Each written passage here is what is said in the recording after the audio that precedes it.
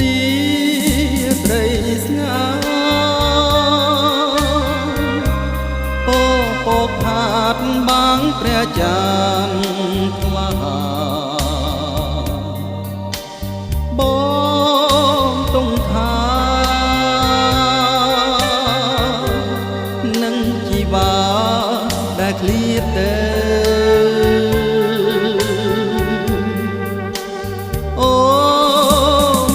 ឆ្ងាទ្រូងខ្វល់ខ្វាយគេងចាំមើ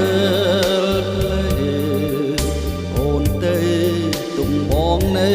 សែនរលឹកពេកក្រៃ